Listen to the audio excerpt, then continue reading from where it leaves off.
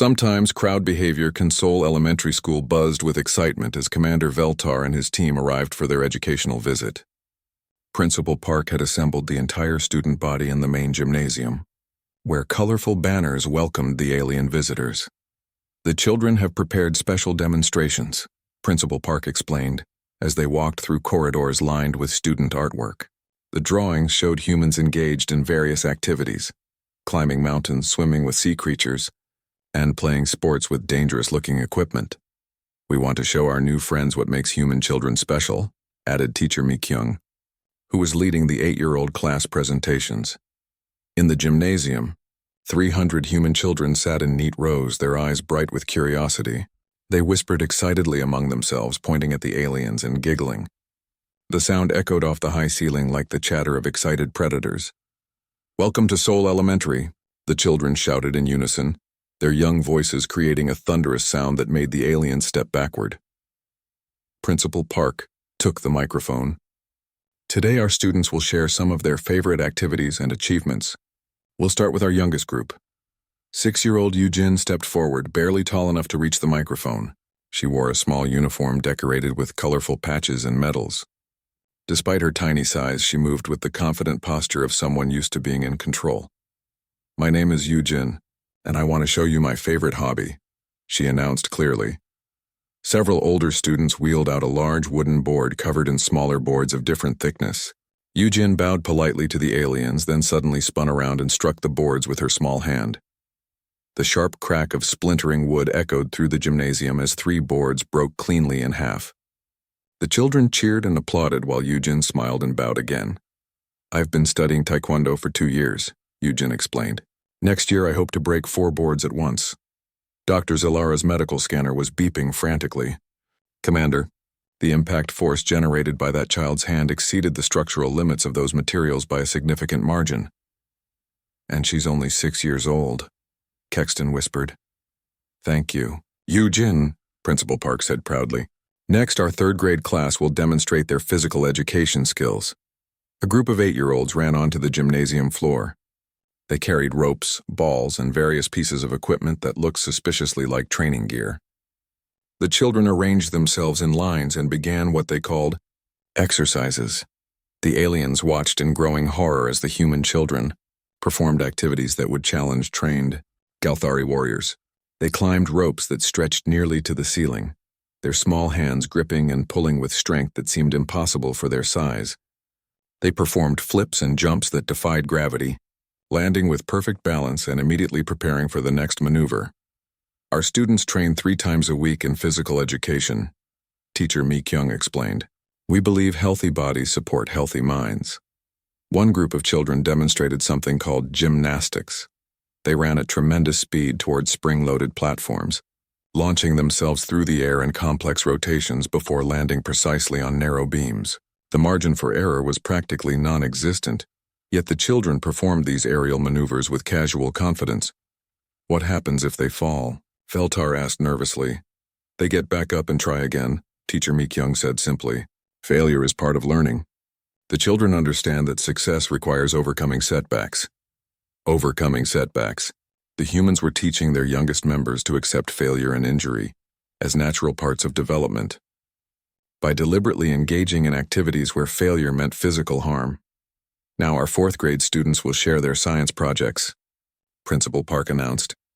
10-year-old Haejun approached the microphone carrying what appeared to be a containment device. Through the transparent walls, the aliens could see some kind of chemical reaction creating bright flashes and colored smoke. "I built a volcano model to demonstrate geological processes," Haejun explained. "The chemical reaction simulates magma flow and explosive eruptions." He triggered a mechanism inside the device. The reaction intensified dramatically, producing flames, smoke, and a sound like distant thunder. Several alien sensors immediately registered dangerous chemical signatures and thermal readings. "The explosion represents the release of pressure from Earth's core," Haejun continued as his volcano continued erupting. "These forces shaped our planet over millions of years. They're still active today." "The child is playing with controlled explosions," Dr. Zalara observed faintly. "It's educational," teacher Mi Kyung said. "Hands-on experiments help students understand scientific principles better than just Reading about them, more children presented projects that would be classified as hazardous materials, researched by galactic safety standards. One girl demonstrated electrical circuits that could deliver dangerous shocks. A boy showed off his collection of preserved predator specimens, including spiders and snakes that could kill adult humans with their venom. Our students learned by direct observation, Principal Park explained as the children handled deadly creatures with casual familiarity. We believe curiosity should be encouraged, not limited by excessive fear. The presentations continued with increasingly disturbing demonstrations of human child capabilities. A group of 7-year-olds performed a traditional dance that involved spinning rapidly while balancing on their heads. Others demonstrated their ability to hold their breath underwater for times that would cause brain damage in most species. Then came the music presentation. Our school orchestra will now perform, Principal Park announced. 50 children filed onto the stage carrying various instruments. The aliens recognized some percussion devices, but many of the objects looked more like weapons than musical tools. Long metal rods, wooden clubs, and devices with sharp strings stretched under dangerous tension. The children raised their instruments and began to play. The sound was unlike anything in Veltar's experience. It wasn't just music. It was controlled chaos that somehow formed patterns. The children manipulated their instrument weapons with precision that would impress military specialists, creating sounds that ranged from whisper-soft to thunderously loud. "This is Beethoven's Fifth Symphony," Teacher Mi-kyung explained over the powerful music. The students have been practicing for 6 months to perfect the complex timing and coordination required. The music swelled to a crescendo that made the gymnasium walls vibrate. Every child played their part with perfect timing, their young faces intense with concentration. The coordination required was beyond anything most galactic species could achieve, yet these human children made it look effortless. When the music ended, silence fell over the gymnasium. Then the audience of children erupted in applause, shouting and cheering with enthusiasm that bordered on violence. "Thank you to our wonderful musicians," Principal Park said. "Finally, our 6th grade students will demonstrate advanced problem-solving skills." A group of 12-year-olds approached carrying what appeared to be construction materials: wood, metal, ropes, and various tools. The aliens recognized most of the items as potentially dangerous equipment that required training to use safely.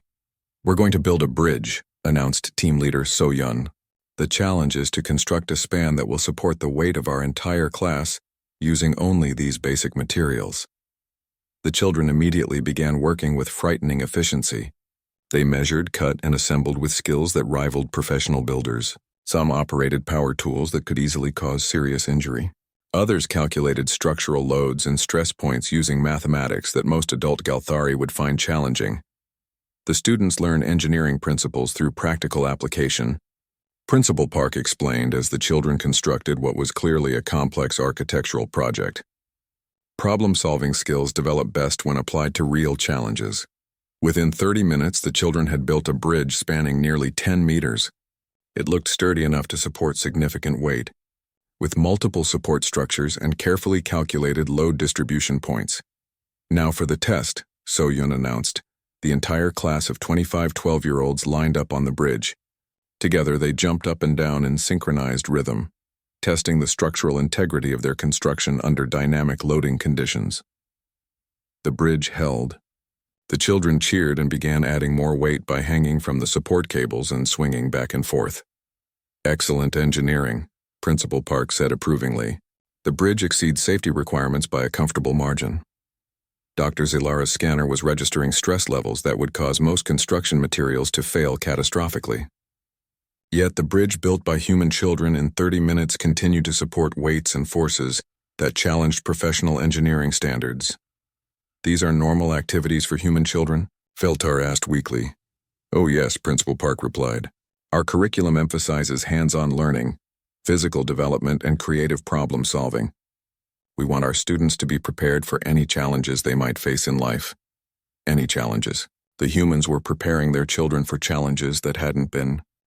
The next morning, Commander Veltar and his team arrived at Terraforma Recreational Complex. Captain Taman had suggested they observe human children at play before visiting the school. He said it would help them understand human development better. The building was enormous, with multiple levels and sections for different activities. Through large windows, they could see children running, jumping, and engaging in various physical activities. "This is our youth training center," explained Jin-Ho, the facility director. He was a tall human with graying hair and the confident posture of someone used to managing chaos. "Children come here after school and on weekends to develop their skills." "Skills?" Dr. Zilara asked nervously. "Physical coordination, teamwork, strategic thinking," Jin-Ho said. "Today the 12-year-old group is having baseball practice." Perfect timing. They walked through corridors lined with photographs of children in various poses. Some showed kids climbing walls that seemed impossibly high. Others captured children swimming through water that looked deep and dark. All the humans in the photos appeared happy. "Here's our main training area," Jin-Ho said, opening doors to reveal a massive indoor field. The space was larger than most Galthari military training grounds. Children wearing matching uniforms ran back and forth across carefully marked areas. They shouted instructions to each other in voices that echoed off the high ceiling. "So Young, you're up," called an adult human wearing a black and white striped shirt. A girl stepped forward from a group of waiting children. She was small for a 12-year-old human, with her hair pulled back in a tight ponytail. In her hands, she carried what the aliens immediately recognized as a weapon. "Is that?" Kexton began. "A baseball bat," Jin-Ho said proudly. "So Young has excellent form for her age." The bat was made of some kind of hardwood and metal composite. It was designed for maximum impact force with a grip that allowed for precise control during high-speed swings. According to Veltar's tactical analysis software, it was essentially a handheld club optimized for delivering devastating blows. So Young stepped into a marked area called the batter's box. She held the weapon with casual confidence, testing its weight with small practice swings. Her stance was perfectly balanced, her eyes focused on a target area ahead of her. Another human child stood on a raised platform about 60 feet away. This boy held a small white sphere and seemed to be calculating trajectory and velocity. "Watch this," Jin-Ho said quietly. "So Young has been working on her swing mechanics all season. She's really improved her power hitting." The boy on the platform wound up his arm and threw the sphere directly at So Young. The projectile moved faster than most Galthari could track with their eyes. It would have struck a painful blow if it hit someone, but So Young was ready. Her body twisted with practiced precision, muscles coordinating in perfect sequence. The bat came around in a smooth arc that generated tremendous momentum. When it connected with the incoming projectile, the sound cracked like thunder. The sphere exploded away from her bat at twice the speed it had approached. It flew in a high arc that carried it completely across the field and over a distant wall. Several children cheered and raised their arms in celebration. "Beautiful swing," Jin-Ho shouted. "Great contact, So Young." The girl smiled and jogged toward a set of white squares laid out on the ground. She ran from one to the next in a predetermined pattern, while other children scrambled to retrieve the sphere she had launched. Dr. Zilara's medical scanner was beeping frantically. "Commander," she whispered, "the kinetic energy generated by that impact exceeded safety limits by 300%. The projectile achieved speeds that would penetrate standard armor plating, and the human child did this." "For fun?" Veltar asked. "Oh yes," Jin-Ho said, overhearing. "Baseball is one of our most popular sports for young people. It teaches hand-eye coordination, timing, and strategic thinking. So Young is particularly gifted. She's been scouted by several high school teams already." Another child stepped up to the batting area. This boy was slightly larger than So Young but moved with less confidence. The pitching child threw another sphere, and the new batter swung his weapon. The connection was less perfect, but still produced a projectile that flew across the field at dangerous velocity. "That's good contact too," Jin-Ho said. "See how he kept his eye on the ball? That's fundamental to successful hitting." The aliens watched in growing horror as child after child demonstrated the ability to generate massive kinetic forces with handheld weapons. Some hits sent the sphere farther than others, but every impact would have been lethal if it struck an unprotected target. "Jin-Ho," Veltar said carefully, "how often do children practice this?" "Baseball? Most kids play several times a week during the season," Jin-Ho replied. "The dedicated ones practice daily. So Young spends about 10 hours a week working on her batting technique. 10 hours a week of weapons training for a 12-year-old who considered it recreational activity. Are there safety protocols?" Kexton asked. Protective equipment? Jinho pointed to the children. They wear helmets when batting, to protect against wild pitches. And the catcher has extra padding, but mostly we just teach them proper technique. Good fundamentals prevent most injuries. The aliens looked more closely.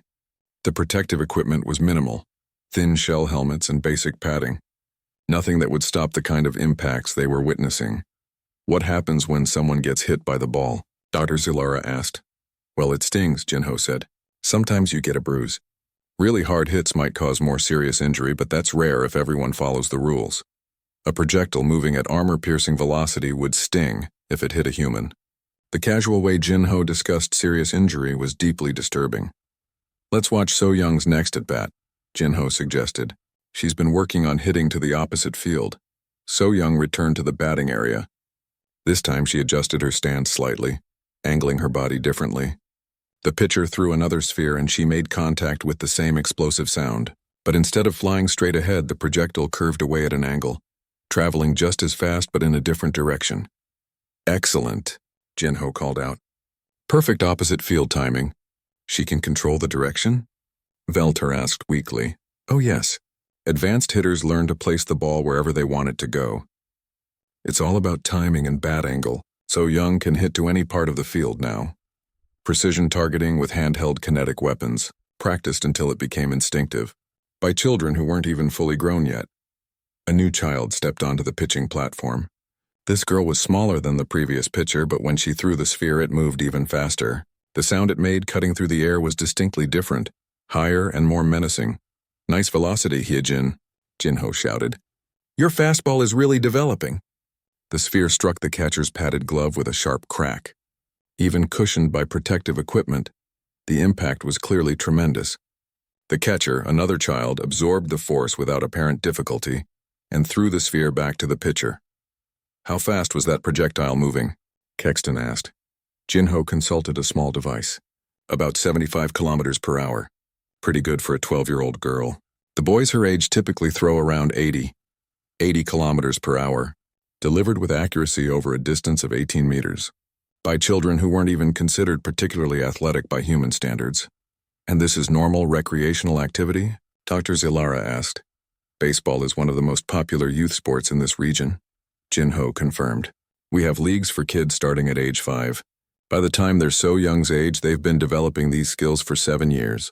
7 years of training with kinetic weapons, starting when the children were barely past infant stage. Presented as casual entertainment, So Young completed her turn and jogged back toward the group of waiting children. As she passed the aliens, she smiled and waved her bat in greeting. The casual way she handled the weapon, like it was an extension of her own arm, made Veltar's tactical instincts scream warnings. Enjoyed watching us play? So Young asked cheerfully. It was educational, Veltar managed to say. Cool. Are you going to try it? We have extra equipment. The thought of wielding one of these human kinetic weapons filled Veltar with terror. Perhaps another time. Okay, So Young said. Baseball isn't for everyone. Some kids prefer soccer or basketball instead. She jogged away to rejoin her teammates, leaving the aliens to contemplate the horrifying implications of her casual comment. There were other human sports that required different skills, possibly even more dangerous skills. Jinho, Veltar said slowly. What exactly is soccer? Jinho's eyes lit up. Oh, you'd love soccer. It's all about using your feet to control a ball and score goals. Great cardiovascular workout. The kids really enjoy the running and strategic positioning. The aliens exchanged glances, running at high speeds while engaging in strategic combat positioning, using feet as weapons instead of hands. Somehow this didn't sound less dangerous than baseball. And basketball? Dr. Zilara asked reluctantly. Fast-paced game played on a vertical court, Jinho explained. Players need excellent jumping ability and hand coordination. Lots of physical contact as they compete for possession of the ball. Vertical combat, jumping competitions, physical contact while fighting back at Seoul Broadcasting Center. Media coordinator Yoon-ji welcomed the alien delegation with enthusiasm.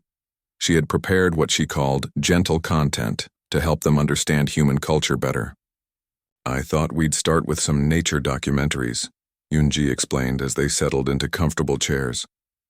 These programs show humans in their natural environment, pursuing peaceful activities.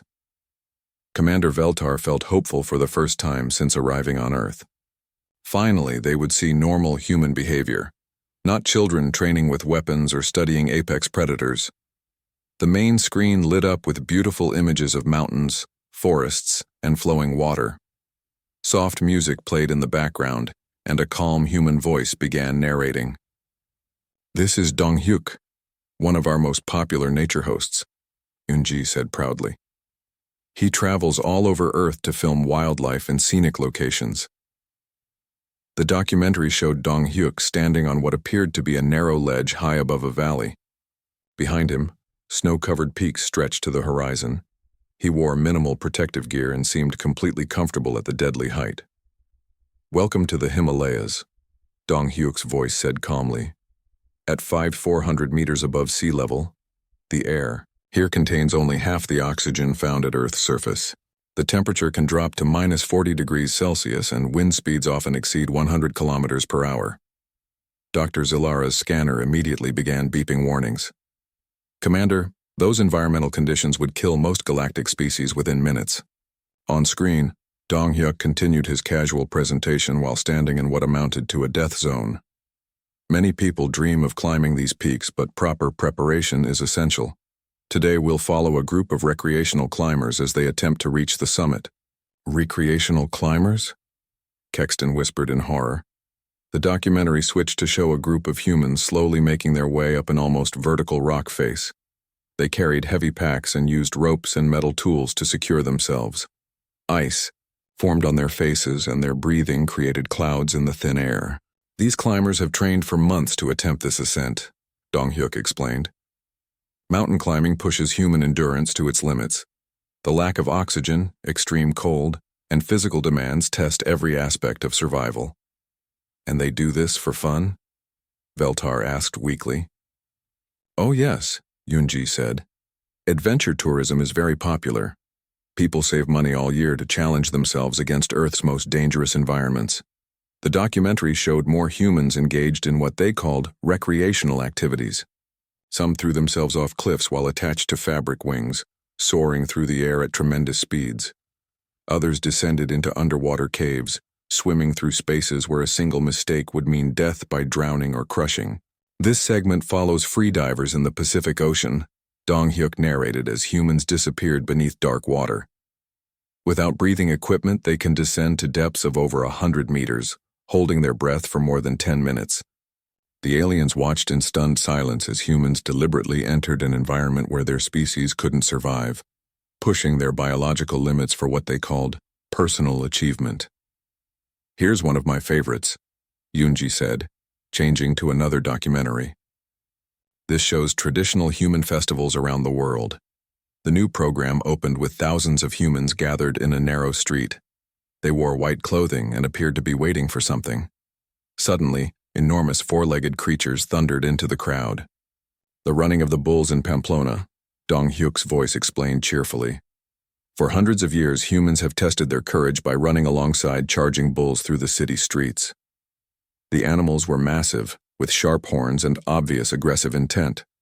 They chased the humans through narrow passages while spectators cheered. Some humans fell and were nearly trampled. Others barely escaped being gored by the deadly horns. Those creatures could easily kill the humans," Dr. Zilara observed. "That's the point," Yoonji said. "The danger makes it exciting. It's a test of bravery and quick reflexes." The documentary continued with more festivals. In one location, humans built enormous towers by standing on each other's shoulders, creating structures that swayed dangerously in the wind. In another, people threw flaming objects at each other while crowds celebrated. "Every culture has developed ways to challenge human limits," Dong Hyuk explained. "These traditions help communities bond while individuals prove their courage and skill." Veltar was beginning to understand a disturbing pattern. What humans called culture and tradition involved deliberately placing themselves in mortal danger. They had turned survival challenges into entertainment. Perhaps we could see something more. "Peaceful?" Kexton suggested hopefully. "Of course," Yoonji said. "Here's a wonderful program about human leisure activities. The screen showed families gathered around bodies of water. Adults and children splashed happily in what appeared to be liquid recreation areas. Beach vacations are popular worldwide, Dong-hyuk narrated as the camera panned across the scene. Families travel thousands of kilometers to enjoy sun, sand, and surf. This looks pleasant, Veltar said with relief. Then the documentary showed humans entering the water. They swam far from shore, diving beneath waves that towered above them. Some rode on narrow boards balancing on moving walls of water that could easily crush them.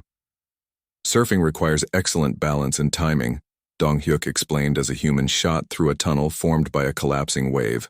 Surfers must read the ocean conditions and react instantly to changing dynamics. Wiping out in big waves can be deadly. The camera followed the humans deeper into the ocean, where they encountered creatures that would give Galthari nightmares. Sharks with rows of razor teeth swam casually among the human swimmers. Jellyfish with trailing poison tentacles drifted past like beautiful death. Marine life adds to the ocean experience, Dong-hyuk said, as a human swam directly over a reef where predatory creatures hunted. Snorkeling and scuba diving let people explore underwater ecosystems firsthand. They voluntarily enter water containing predators? Dr. Zilara asked in disbelief. The ocean is full of life, Yoonji explained. Most sea creatures won't hurt humans if you respect their space. It's really quite safe if you follow proper procedures. On screen, a human was swimming with a school of sharks, the camera capturing their razor-sharp teeth and powerful bodies in detail. The human appeared calm and even seemed to be enjoying the experience. Safe? Veltar repeated faintly. The documentary switched to show humans in frozen environments, sliding down mountains at incredible speeds while balancing on thin strips of metal and plastic. Others raced across ice in vehicles that frequently crashed in spectacular explosions of snow and debris. Winter sports are popular in northern regions, Dong-hyuk explained as humans hurled themselves down near vertical slopes. Skiing and snowboarding combine speed, balance, and split-second decision-making.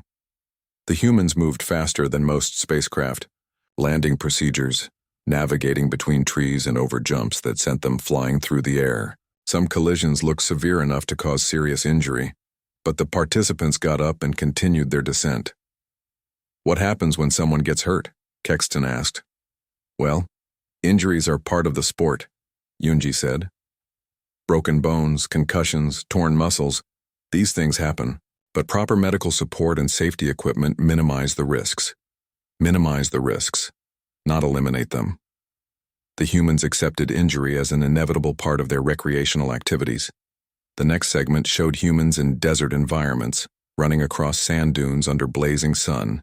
They carried minimal water and pushed themselves through heat that would cook most galactic species. Desert ultramarathons test the limits of human endurance, Dong-hyuk narrated as participants collapsed from exhaustion and heat. Runners must cover distances of 150 kilometers or more across some of Earth's harshest landscapes. They run 150 kilometers through deadly heat? Veltar asked. The winners do, Yoonji said proudly. It usually takes several days. Many participants don't finish, but they try again next year. It's about personal challenge and pushing beyond what you thought was possible. The documentary showed more examples of human leisure activities. Rock climbing without ropes, swimming in Arctic waters, racing motorcycles at speeds that turned crashes into explosive disasters, jumping out of aircraft and falling for thousands of meters before deploying parachutes. Each activity would be classified as an extreme survival scenario by Galthari military standards. And humans did them voluntarily, paying money for the privilege. This gives you a good overview of how humans spend their free time, Yoonji said as the documentary ended. We believe in challenging ourselves and exploring our planet's diverse environments. The aliens sat in stunned silence. They had expected to see peaceful humans relaxing in safe environments.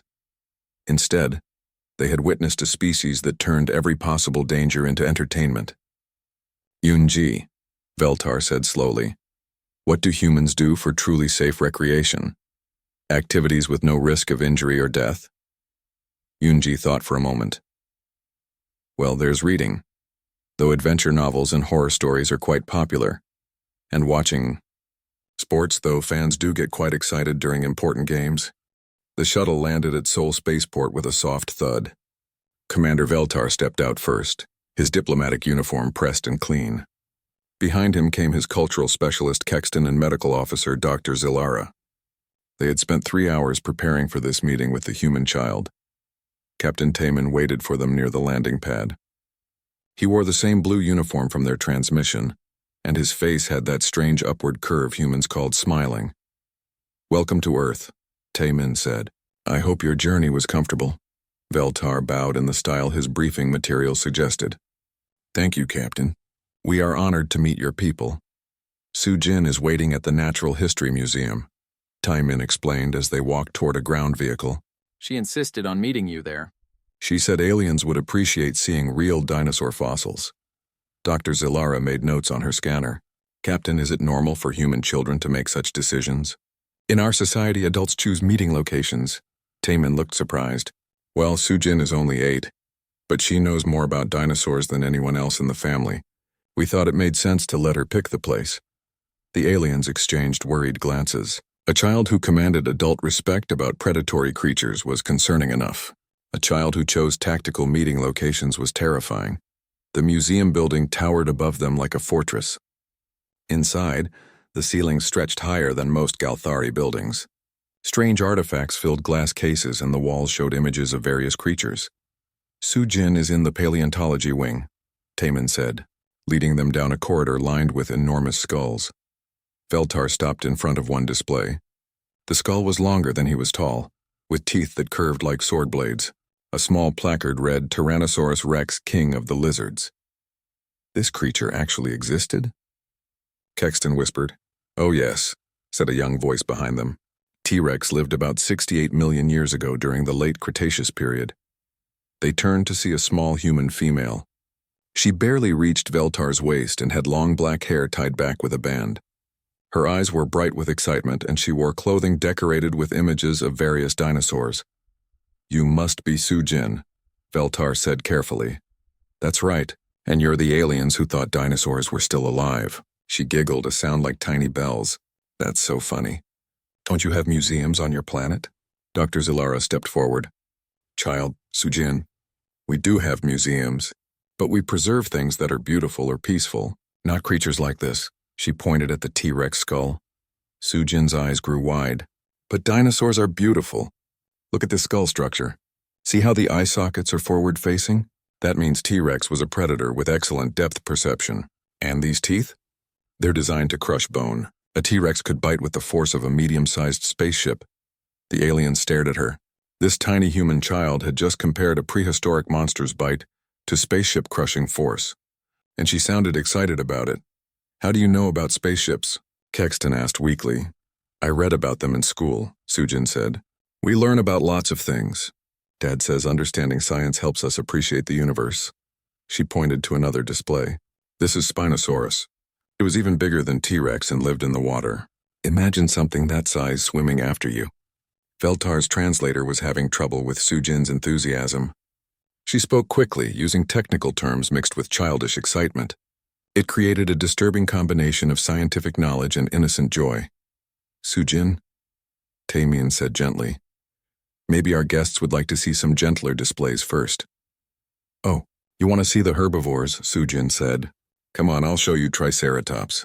They were plant eaters, but they could still fight off T-Rex with their horns. Their skulls were 8 feet long and solid bone. Like wearing a tank for a hat." She skipped ahead, leading them deeper into the museum.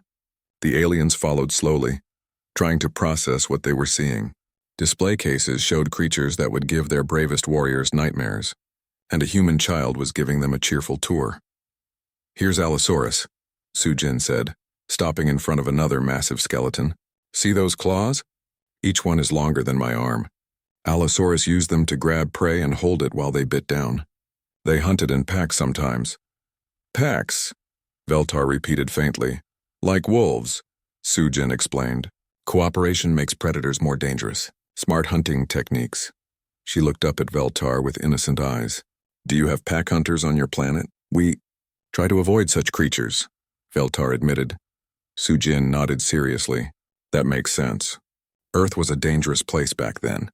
Only the strongest survived." That's why evolution is so interesting. Life finds ways to become tougher and smarter. Dr. Zilara was scanning Sujin with her medical equipment. The readings showed normal human-child physiology, but the doctor looked confused. Sujin, are you not frightened by these creatures? Frightened? Sujin tilted her head. Why would I be scared? They're extinct, and they're amazing. Look at how perfectly designed they were for survival. Nature doesn't make mistakes. But surely human children prefer gentler subjects? Kexton suggested hopefully. Sujin thought about it. Well, my friend Minsu likes butterflies. But even butterflies can be tough. Some of them migrate thousands of miles. And some caterpillars are poisonous. She brightened. Oh, and my friend Hyojin loves sharks. Did you know sharks have existed for 400 million years? They're older than trees. The aliens were beginning to understand a disturbing pattern. Even when human children studied gentle subjects, they focused on survival, endurance, and adaptation to dangerous conditions. Sujin, Taemin said, why don't you show our guest your favorite display? Okay. Sujin grabbed Veltar's hand with surprising strength and pulled him toward a corner of the museum. This is the best part. It's a recreation of what Earth was like during the Mesozoic era. They entered a darkened room filled with sounds, roaring, stomping, and the crash of falling trees. Holographic projections showed a prehistoric landscape where massive creatures fought, hunted, and died. The scene was so realistic that Veltar's instincts told him to run. Isn't it wonderful? Sujin said, her face glowing in the light of the display. This is what Earth was like for millions of years. Just imagine living back then. Every day would be an adventure. An adventure. The child called surviving in a world of giant predators and adventure. Sujin, Dr. Zilara said carefully. What do human children do when they're not studying these dinosaurs? Lots of things, Sujin said happily. I take taekwondo classes twice a week, and I go rock climbing with Dad on weekends. Mom teaches me swimming. I can already dive down 12 feet without breathing equipment. Oh, and I'm learning to ride horses. They're almost as big as some smaller dinosaurs. Each activity she mentioned would be considered extreme sports by Galthari standards. Combat training, scaling vertical surfaces, underwater survival, controlling large animals. These are normal activities for human children? Veltar asked. Sure, Sujin said. Kids need to stay active and healthy. Dad says physical challenges build character. Mom says learning to overcome fear makes you stronger. Captain Taemin nodded proudly. Sujin is actually quite typical for her age group. Korean children are encouraged to try many different activities. It helps them develop confidence and resilience. The humans were deliberately training their children to be resilient. By exposing them to challenges that would terrify adult Galthari, Sujin checked a small device on her wrist. Oh no, it's almost time for my piano lesson. I have to go. Piano? Kexton asked hopefully. Finally, something that sounded peaceful. It's a musical instrument, Sujin explained. I'm learning to play Chopin's Revolutionary Etude. It's really hard. My fingers have to move super fast and hit the keys with just the right force. Miss Lee Young says I need to build up finger strength and coordination. Even human music required strength training and precision coordination. Sujin hugged each of the aliens goodbye, her small arms surprisingly strong. Thank you for visiting. It was fun explaining dinosaurs to real space travelers. Will you come back soon? Perhaps, Veltar managed to say, as Sujin skipped away, calling goodbye to her father. The aliens stood in stunned silence. They had just met a human child who studied galaxy-class predators for fun, trained in combat techniques for exercise, and conquered physical challenges for character development. And she was, according to her father, completely typical. Captain Taemin, Veltar said slowly, we may need to learn more about human child-rearing practices. Taemin smiled that strange human smile. Of course. Would you like to visit Sujin's school tomorrow? You could observe a normal day of classes. The word normal now filled Veltar with deep unease. But diplomatic protocol demanded they accept. He was beginning to suspect that nothing about humans was normal by galactic standards. Commander Veltar stood on the bridge of the Galthari warship Serenity's Edge, his 6 eyes focused on the strange blue planet below. The world looked peaceful enough, with white clouds swirling around green and brown continents. But the signals they had picked up told a different story. Show me the transmission again, Nixara, he said to his tactical officer. Nixara's long fingers danced over her control panel. The main screen filled with horrifying images. Massive creatures with teeth longer than Veltar's arm walked across landscapes. Their jaws could crush metal. Their claws could tear through armor. Some had wings that blocked out the sun. The creatures are enormous, Nixara said, her voice shaking. Our computers say they weigh as much as our battle tanks. Look at those teeth. Those claws. How do the humans survive? Veltar watched the images with growing concern. He had fought in 12 wars across the galaxy, but he had never seen predators this deadly. The transmission showed dozens of different monster types. Some had long necks that could reach into the sky. Others had armor plating thicker than spaceship hulls. Have you tried to contact the humans directly? Veltar asked. Yes, Commander. We sent standard greeting protocols to their capital city. A human responded, but his message was strange. The screen changed to show a human male. He had dark hair and wore a blue uniform with strange symbols. Unlike most species they encountered, he didn't look afraid or desperate. In fact, he seemed confused. Greetings, alien visitors, the human said through their translator. This is Captain Taman of the Earth Defense Corps. We received your offer of military assistance, but I think there might be some confusion. The images you're talking about are from my daughter's school project about dinosaurs. They're not real threats. Veltar's primary eyes widened. School project? These creatures are part of their education system. Nixara checked her readings again. Commander, the translation might be wrong. The human word dinosaur doesn't exist in our language banks. And this school concept, it seems to involve children studying these monsters. The transmission continued. Captain Taman held up a small device showing more images of the creatures. These animals lived on Earth millions of years ago.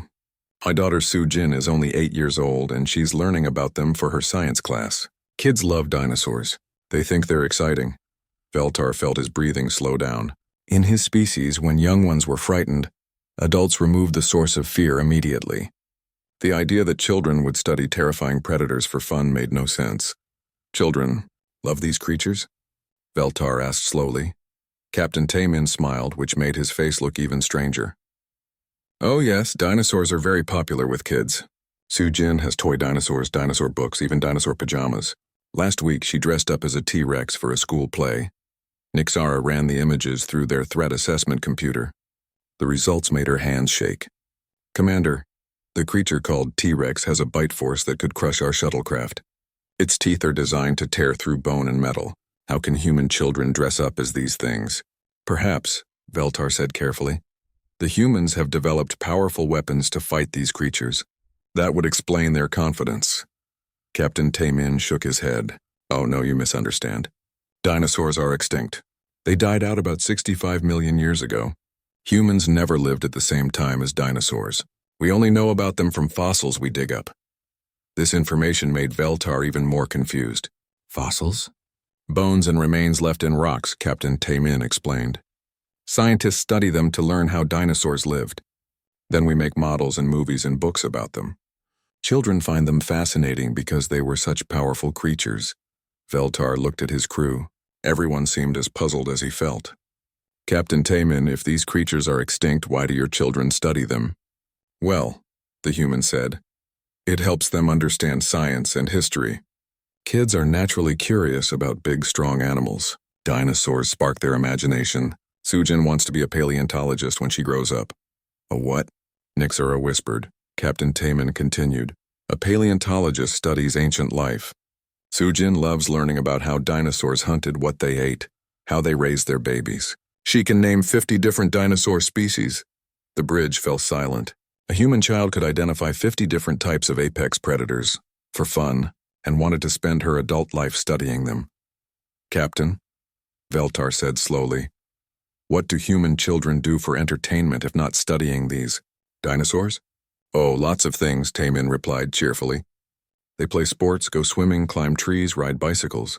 Su Jin also likes martial arts. She's in her school's taekwondo club.